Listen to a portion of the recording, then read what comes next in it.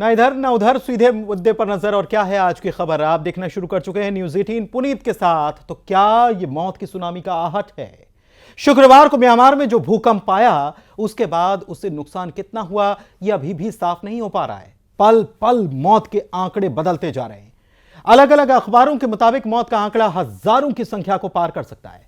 लेकिन हालात की गंभीरता का अंदाजा इसी बात से लगाइए कि म्यांमार में सैन्य शासन की तरफ से अंतर्राष्ट्रीय स्तर पर अपील की गई कि मदद के लिए हाथ बढ़ाए जाएं।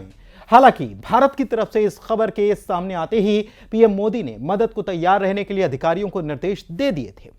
शुक्रवार को आए भूकंप से होने वाली मौतों की आशंका को रेड कैटेगरी में रखा गया। मायने हैं कि 10,000 से 1 लाख मौतें तक हो सकती हैं।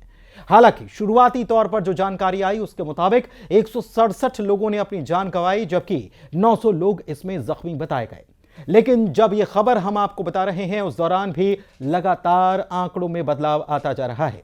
बता दें कि म्यांमार और थाईलैंड में शुक्रवार को भूकंप के तेज झटके महसूस किए गए थे, जिसकी तीव्रता 7.7 आंकी गई। जानकारी के मुताबिक भूकंप दोपहर 12 बजे के बाद आया।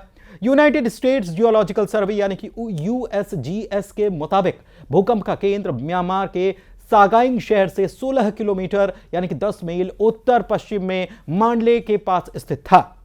यूएस जियोलॉजिकल सर्वे के मुताबिक म्यांमार में भूकंप के इसी पहले झटके के 12 मिनट के बाद ही दूसरा झटका आया। दूसरे भूकंप की तीव्रता 6.4 थी। इसका केंद्र सागाइंग से 18 किलोमीटर दक्षिण में था।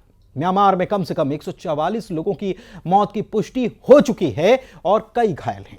बता दें कि म्यांमार में 2021 से ही सैन्य शासन है और अब यहां से सैन्य शासन ने अंतर्राष्ट्रीय मदद के लिए अपील कर दी। हालांकि सैन्य शासन आमतौर पर ऐसी अपील नहीं करता, लेकिन हालात इस बात से समझे जा सकते हैं कि उसने देश के सभी 6 इलाकों में इमरजेंसी लगा दी है। सैन्य शासन प्रमुख मिन ऑन्ग हलगैंग को नेपिडा अस्पताल का दौरा करते देखा गया। उन्होंने विदेश से मदद की अपील की और कहा कि हम अंतर्राष्ट्रीय समुदाय से जितना संभव हो सके मदद की उम्मीद रख रहे हैं। दरअसल सैन्य शासन वाले म्यांमार से सूचनाएं मिलने में दिक्कतें आती हैं। यहां पर इंटरनेट का इस्तेमाल सीमित कर दिया गया और कम्युनिकेशन लाइनें या तो बंद हैं या फिर उन्हें भी नुकसान हो चुका है। दूसरी तरफ खबर यह है कि थाईलैंड की राजधानी बैंकॉक में मेट्रो रेल सर्विस रोक दी गई और यह कब शुरू होगी इसके बारे में कोई साफ साफ जानकारी नहीं मिल पा रही है। वैसे यह भी बताएं कि बीते फरवरी के महीने में ही 17 तारीख को दिल्ली में सुबह सुबह भूकंप से लोग दहशत में आए थे और तब इसकी तीव्रता भले ही 4 दर्ज की गई थी, लेकिन लोगों ने बताया कि जमीन के भीतर से तेज आवाज उन्होंने सुनी और बताया कि ऐसा लग रहा था मानो जमीन के भीतर से कोई रेल तेजी के साथ गुजर गई हो। आइए आपको यह भी बता देते हैं कि दुनिया का सबसे शक्तिशाली भूकंप कब आया था और उसका लोगों पर क्या असर हुआ था। इसका सबसे पहला साक्ष्य चीन के शादोंग प्रांत में 1831 ईसा पूर्व में पाया गया। दुनिया में दर्ज किया गया सबसे शक्तिशाली भूकंप 22 मई 1960 को चिली में दर्ज किया गया था। इसकी तीव्रता 9.5 रिकॉर्ड की गई। संयुक्त राज्य अमेरिका में सबसे बड़ा भूकंप 9.2 तीव्रता का था और यह 28 मार्च 1964 को प्रिंस विलियम साउंड अलास्का में आया था। दुनिया में सबसे ज्यादा भूकंप जापान में आते हैं। जापान के बाद इंडोनेशिया में सबसे ज्यादा भूकंप आते हैं और जिन जगहों पर ज्यादा भूकंप आते हैं उन्हें रिंग ऑफ फायर क्षेत्र कहा जाता है। अनुमान है कि दुनिया में हर साल 5 लाख ऐसे भूकंप आते हैं जिनका पता चलता है। उनमें 1 लाख भूकंप को महसूस किया जा सकता है और उनमें से भी 100 ऐसे होते हैं जिनसे नुकसान पहुंचता है। 18 अप्रैल 1906 को सैन फ्रांसिस्को में कई मिनट तक भूकंप के झटके आते रहे। इमारतें गिरने और उसमें आग लगने की वजह से 700 से 3,000 के बीच लोग मारे गए।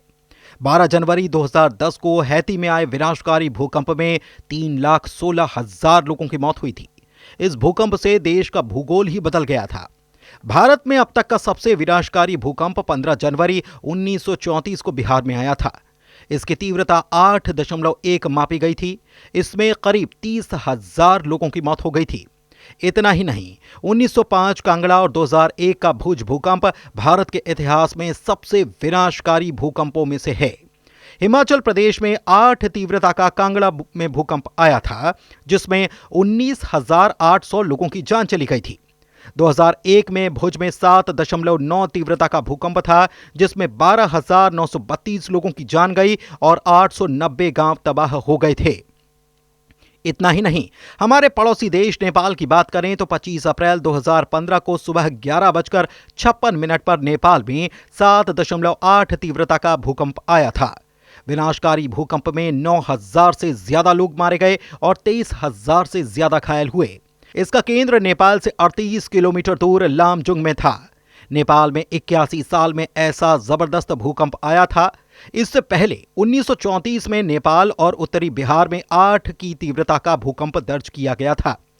सवाल यह है कि क्या हम पहले से पता नहीं कर सकते कि कब कहां भूकंप आएगा और वो कितना विनाशकारी होगा? तो इसका जवाब है कि नहीं, भूकंप का पूर्वानुमान या भविष्यवाणी संभव नहीं है। यह बता पाना मुमकिन नहीं कि कब भूमिगत चट्टानें टूटेंगी। वैज्ञानिकों ने यह तो पता कर लिया कि भूकंप की वजह क्या है, लेकिन अब तक यह पता नहीं चल पाया कि भूमिगत चट्टानें कब टूट सकती हैं। हालांकि भूकंप आने की संभावनाएं कहां ज्यादा हैं, इसके बारे में जरूर अध्ययन किया जा चुका है।